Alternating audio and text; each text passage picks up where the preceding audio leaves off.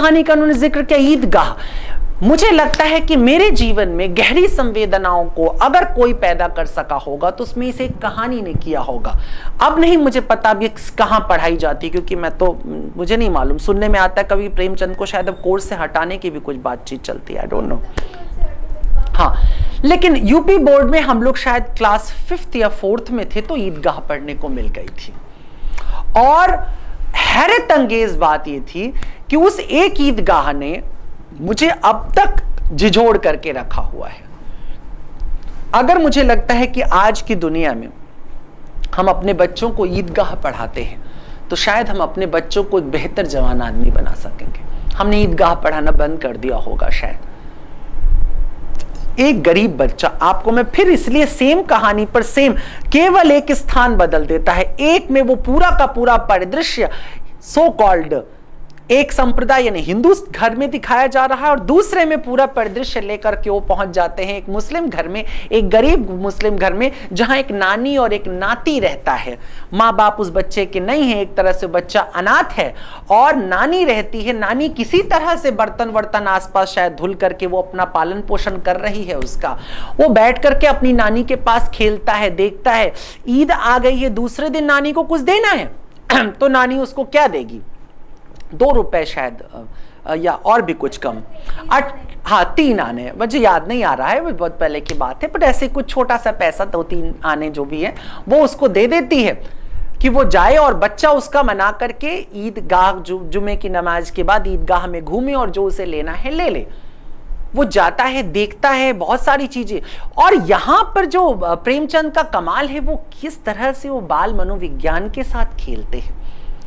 और ये एक लेखक में मुझे लगता है दुनिया में सबसे मुश्किल काम होता है बच्चों के मनोविज्ञान पर उतरकर कुछ कहना, क्योंकि हम बड़े होते ही बड़े सड़े हुए हो जाते हैं।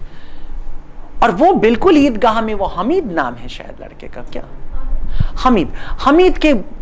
हमीद के द्वारा वो छोटे बच्चे के अंदर प्रवेश करते हैं। लेकिन दरअसल वही बात होगी, फिर से वही प्रेमचंद की कंटिन्यूटी है जो टूटती नहीं है कभी। वो मंत्र से ईदगाह तक पहुंच जाती है। वो वहां जाते हैं और हमीद को के थ्रू दिखाना शुरू करते हैं कि क्या है भारत।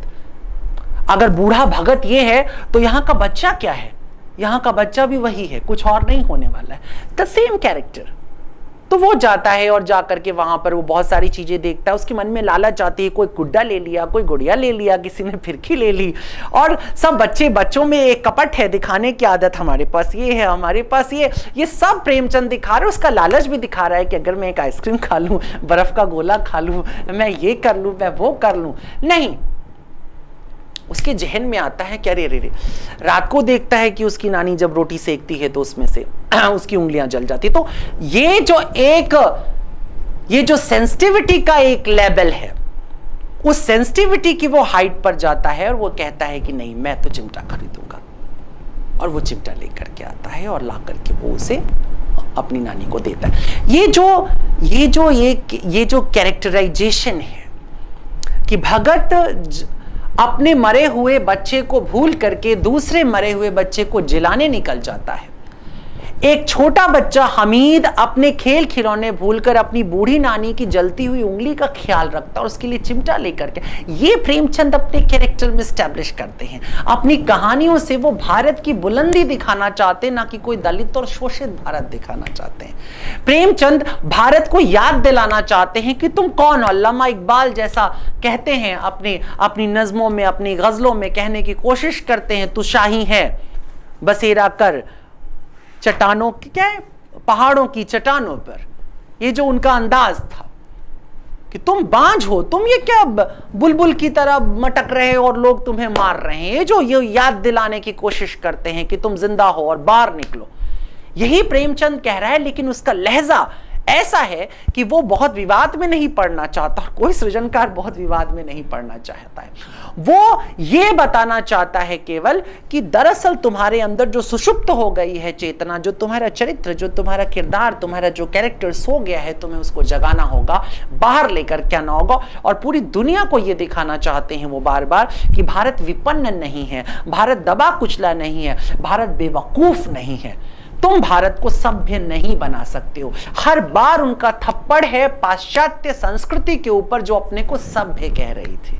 हमीद कितना सभ्य है, उसकी सभ्यता का अंदाजा लगाओ। जब अमीर घर के बच्चे अपने लिए खिलौने ले रहे हैं, उस वक्त वो चिमटा लेकर के अपनी नानी के लिए जा रहा है। ये सभ्यता है। जब मंत्र का भगत जब जाकर के उस सर्दी की रात उसे जिलाकर बिना किसी थैंक यू के चला जाता है, एक धन्यवाद लेने के लिए नहीं रुकता है, ये सभ्यता है। सभ्य मनुष्य यही करता है, वो थैंक यू सुनने के लिए नहीं खड़ा रहता है।